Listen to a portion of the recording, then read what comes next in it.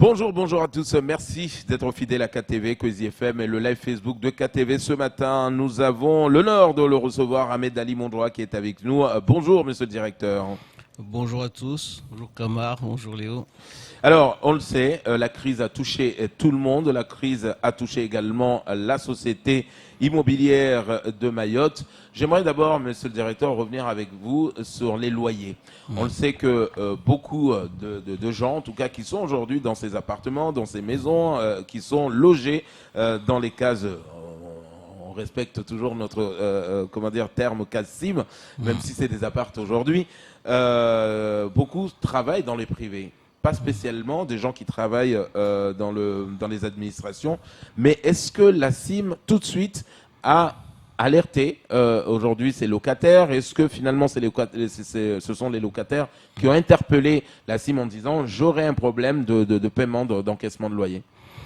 En fait, dès le déclenchement du confinement, on a dû se réorganiser parce que on prévoyait justement qu'il y a un impact du fait de déjà rien que la fermeture de l'agence fait que certaines personnes ne pouvaient pas se déplacer pour venir payer leur loyer. Donc, on a dû se réorganiser, mettre en place tout un réseau de contacts téléphoniques, avec nos locataires. Il se trouve que on estime avoir été impacté, mais beaucoup moins que ce qu'on pensait, parce que justement on a anticipé le fait qu'il y ait des soucis au niveau de nos encaissements. On a également déployé à faire redynamiser notre site internet pour permettre aux gens de payer beaucoup plus facilement avec leur carte bleue, etc. Donc beaucoup de communication. Bref, à la fin, le premier mois, c'est-à-dire le mois d'avril, parce qu'au mois de mars, on venait juste d'être confinés, donc ça n'a pas eu beaucoup d'impact. Comme nos loyers sont payés à terme à échoir, c'est-à-dire en début de mois. Donc on a ressenti les premiers effets plutôt fin avril, et on s'est rendu compte qu'on a eu un manque à gagner de l'ordre de 10% par rapport à un encaissement d'un mois normal, ce qui peut représenter quand même un peu plus de 150 000 euros. Mais dans ce cas, quelle est la solution? Est-ce que les personnes, parce qu'on sait qu'il y a eu des allègements un peu partout dans les administrations, mais au niveau de la CIM, qu'est-ce que vous leur avez proposé en tout cas à ces gens-là? Enfin, on a mené plusieurs actions. D'abord, sur le plan purement social, on a appelé, compte tenu de cette pandémie, on a identifié l'ensemble de nos locataires d'un certain âge. On les a appelés, question de savoir comment ils sont organisés, parce que tout le monde est en confiné, etc. Donc, grâce à Dieu, on n'a pas eu beaucoup de soucis à ce niveau-là. Les gens ont plutôt bien vécu la pandémie, etc. En tout cas, nos locataires. Ensuite, on a pris quelques mesures pour faciliter, donner un peu de souffle aux gens pour pouvoir payer un peu plus facilement, parce que comme tu viens de le dire, certaines personnes ont été touchées, ceux qui sont dans le privé, manque d'activité, chômage partiel, etc. On a la chance par contre d'avoir beaucoup de nos locataires qui sont dans la fonction publique, donc ceux-là ont été moins impactés ils ont touché leur salaire tout simplement, donc ils ont pu honorer leurs engagements. Donc beaucoup de mesures. On a également pris une mesure, mais qui a été prise au niveau de notre groupe, parce qu'aujourd'hui la CIM c'est pas une société isolée à Mayotte, mais on fait partie du groupe CDC Habitat. Donc des directives ont été données au niveau national, où on a identifié un certain nombre de petites entreprises, par exemple, qui sont locataires chez nous, parce qu'on a aussi des locaux commerciaux, des petites entreprises de moins de 10 salariés qui font moins de 1 million d'euros de chiffre d'affaires, par exemple, qui répondent à certains critères. Et là, le groupe a décidé de leur offrir 3 mois de loyer. 3 mois de loyer parce qu'on considère que ces entreprises n'ont pas pu ouvrir tout simplement, confinement oblige, sans activité. Donc là, ils ont subi de plein fouet à cette crise. Donc ça fait partie des efforts que le groupe a décidé de contribuer. Bon, peut-être ça suffira pas, mais en tout cas, c'est déjà un geste. Voilà. Ça correspond à combien au niveau d'argent pour les entreprises? Aujourd'hui, on a identifié les entreprises répondant aux critères. Au niveau de la CIM, ça représente à peu près 20 000 euros par mois. Donc les 3 mois, c'est aux alentours de 60 000 euros. Ça peut être un peu plus. On est en train d'échanger encore avec certaines sociétés qui n'ont pas du tout répondu quand on a lancé. Et quand un particulier n'a pas pu payer son loyer en avril ou mai, comment il fait? Est-ce que vous avez pu échelonner pour longtemps? Est-ce que Ah oui, oui, en fait, comment ça ce se que j'ai passe? pas dit, c'est qu'on traite au cas par cas. Donc, on donne la possibilité aux personnes, voilà, de pouvoir régulariser leur situation, le temps qu'il faudra. Parce que il y a des gens qui ont vécu cette crise, enfin, quand même, qui ont eu De plein beaucoup de fouet. difficultés. Donc, Ah on peut oui, pas de payer plein en fouet. Donc, disant, on peut pas payer non plus. le loyer le mois d'après. Voilà, on peut pas de non loyer, plus. c'est pas possible, ouais. Exactement. Donc, on a mis tout en place pour essayer, voilà, mais c'est au cas par cas. Il y a des cas, il y a des cas peut-être, on arrivera à un moment donné à devoir même Baisser. prendre sur nous une partie de la Une dette. partie de la dette, Voilà. ouais. Mais c'est au cas par cas parce que les situations sont pas les mêmes. Voilà, il y a des gens qui se sont retrouvés sur le carreau. Mais c'est ça, le problème, plus c'est d'emploi, ouais, plus bien d'emploi, etc.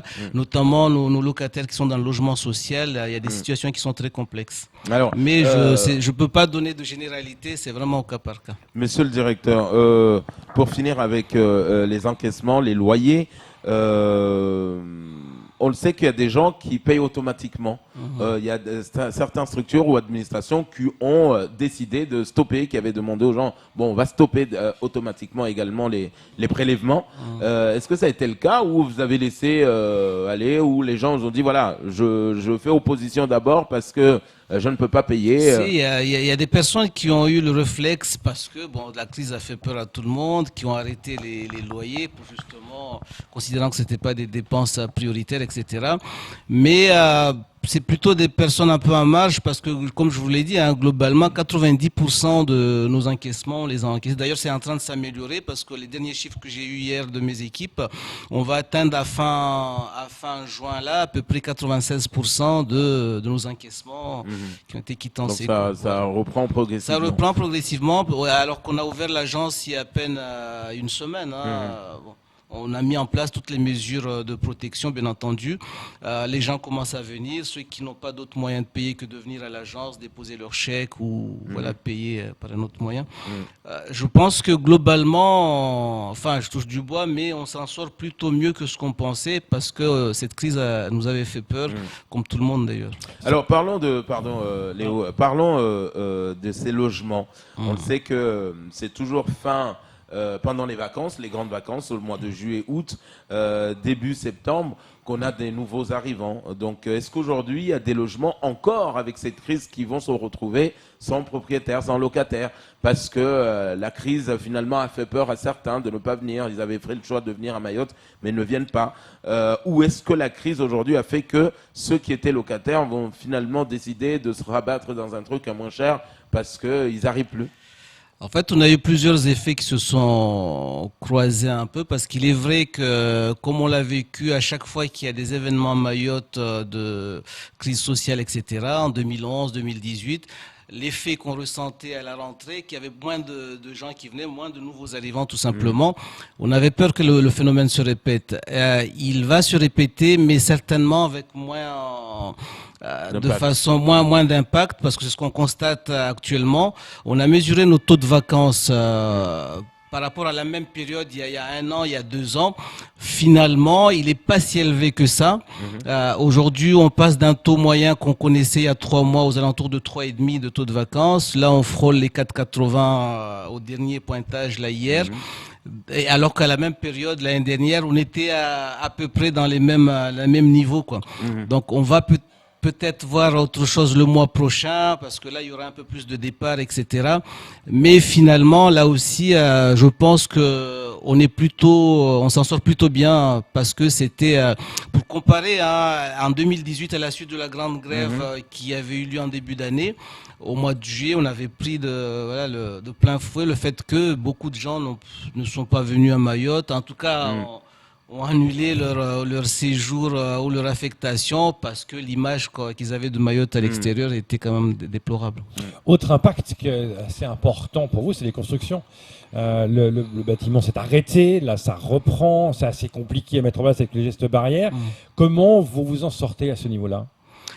À ce niveau-là, c'est assez compliqué parce qu'il y a un impact financier. Quand vous dites arrêt de chantier, ça veut dire délai décalé, livraison décalée par rapport à ce qui était prévu, donc des loyers en moins à percevoir tout simplement, alors qu'en face, on a des financements déjà programmés, des emprunts à rembourser à un moment donné.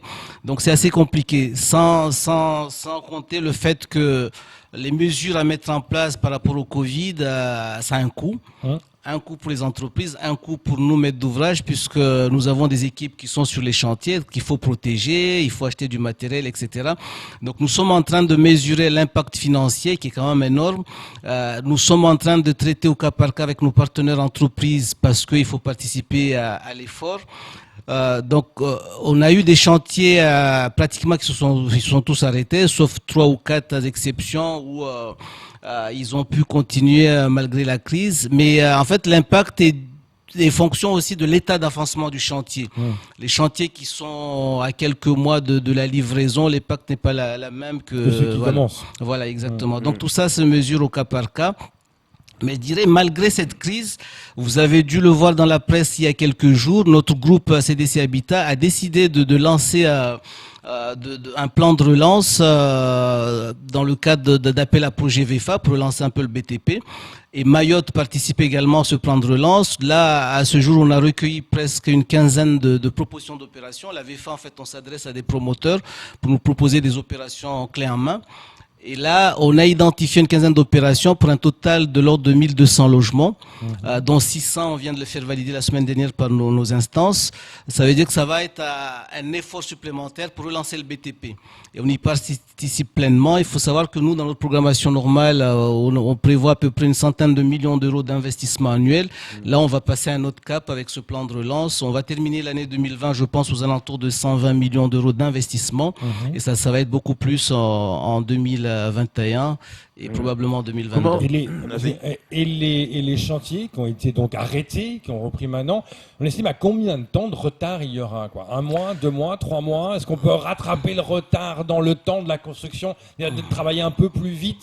Enfin, je sais pas. Rattraper le retard, je pense pas, parce que même si les chantiers ont repris, mais c'est pas au même rythme, parce que vous savez, quand vous avez plusieurs salariés sur un chantier qui peuvent pas travailler à trop coller avec les distances à respecter, donc le rythme n'est pas le même, donc forcément le retard par rapport à un fonctionnement normal va augmenter, donc on peut pas parler de rattraper le retard. Par contre, ce qu'on essaie de faire, c'est de pouvoir soutenir les entreprises de façon à ce que les chantiers se réalisent dans les meilleures conditions possibles.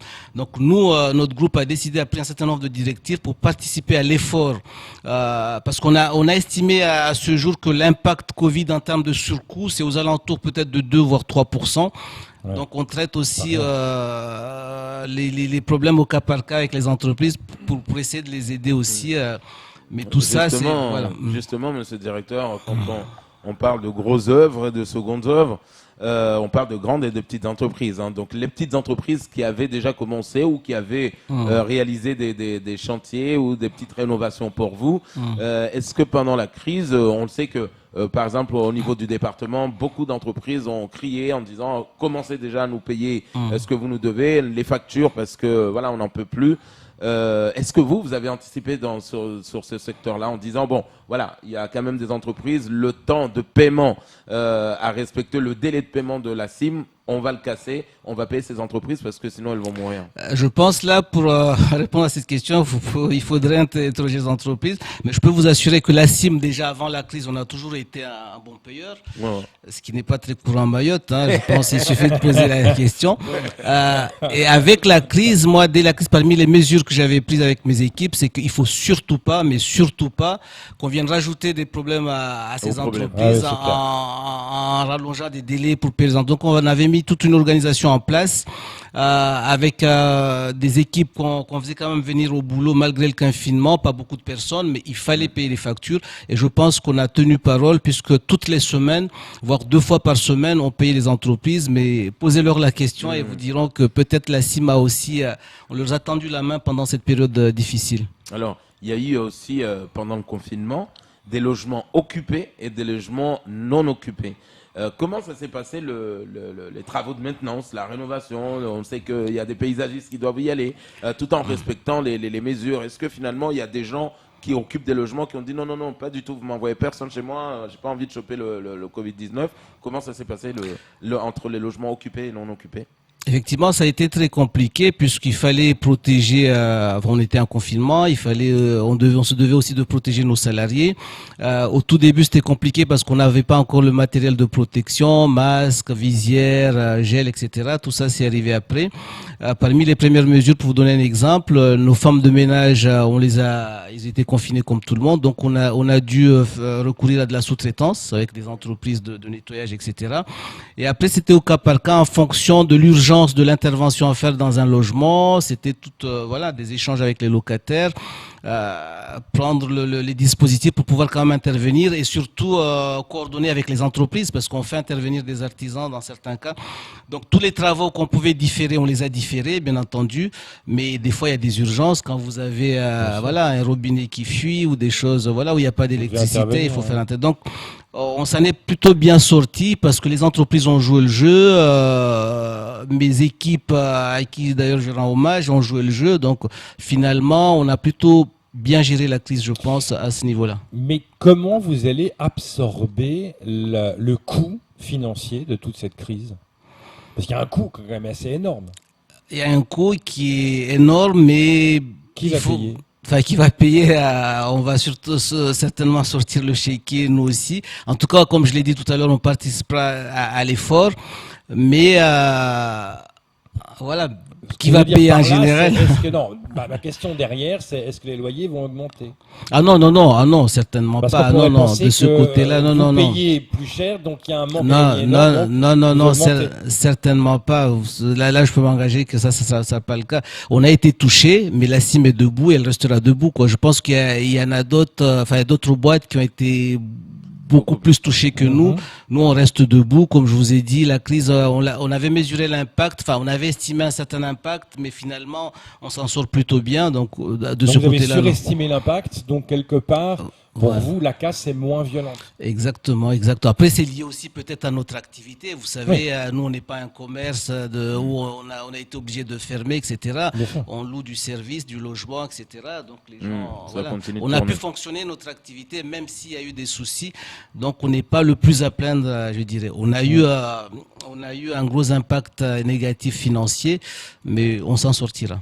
Alors, on le sait, monsieur le directeur, qu'il y avait déjà des chantiers engagés, notamment les ZAC. Aujourd'hui, il y a plein de ZAC qui vont sortir de terre. Comment on fait? Est-ce qu'on fait comme avec les nouveaux maires? On finit d'abord les projets en cours du maire sortant. Après, on pense à nos nouveaux projets. Là, avec la reprise progressive, vous allez attaquer d'abord ce qu'il y a et ne pas penser aux futurs projets, notamment avec ce plan de relance. Non, il y a une continuité. Nos activités reprennent. Les chantiers qu'on avait prévu de lancer cette année, on s'active pour les relancer parce que vous savez, sur les 6 prochains mois, on doit lancer plus de 500 logements en mise en chantier et on va les faire, voire un peu plus. 2021, ça sera beaucoup plus, notamment parce qu'il y a ce plan de relance dont j'ai parlé tout à l'heure. Ensuite, il y a les nouveaux projets à avoir. D'ailleurs, j'en profite pour féliciter tous les nouveaux maires qui ont été élus. Comme on est un opérateur, nous travaillons de par nos activités avec l'ensemble des collectivités. On va commencer à aller voir les différentes équipes qui vont se mettre en place pour leur proposer des projets, leur parler de ce que nous on sait faire, la CIM. Et bien entendu, tous les projets qui ont démarré, la logique veut qu'on va les continuer en espérant que les nouvelles équipes vont bien entendu jouer le jeu parce qu'on ne peut pas décider tout seul. Mais il y a une continuité, donc pour nous, la crise elle n'est pas complètement derrière nous, mais on va faire avec, mais il faut qu'on avance. Est-ce que pour finir, monsieur le directeur, le télétravail, pour certains, il a été positif, il a été vraiment un bon bilan du télétravail. Est-ce que la CIM, ça a été le cas? Et si oui, est-ce que vous allez continuer avec quelques employés qui finalement se retrouvent dans ce télétravail. Si, on a déployé le télétravail comme beaucoup de gens. À un moment donné, on avait presque 40% de nos effectifs qui étaient en télétravail. D'ailleurs, même maintenant, il y a encore des personnes qui sont en télétravail, un peu moins, parce que vous savez, le télétravail c'est bien, mais la productivité n'est pas du tout la même. Mais on s'est organisé. Et puis il y a des métiers où le télétravail n'est pas possible. Vous savez, quand vous devez être sur site, des jardiniers, femmes de ménage, etc. Mais on s'est organisé, et on continue un peu de télétravail, mais il y a aussi du présentiel parce que la vie doit continuer. Passe au rendez-vous, hein. Les gens peuvent venir pour payer en tout cas leur loyer. Il n'y a pas comme au Pôle emploi ou à la caisse de sécurité sociale que ce rendez-vous. On a eu une période où on recevait les gens sur rendez-vous. Là, on a ouvert, mais avec quand même un certain filtre, parce qu'il ne faut pas qu'il y ait beaucoup de gens en même temps dans l'agence. Mais ça va, tout est en place. On a un plan de déconfinement qu'on a élaboré, qu'on commence à déployer. Ça se passe plutôt bien depuis une semaine qu'on a ouvert nos portes. Ahmed Ali Mondroa, merci directeur d'être venu ce matin pour nous faire un peu le bilan de la société immobilière de Mayotte. Ça sera tout pour ce premier temps de parole.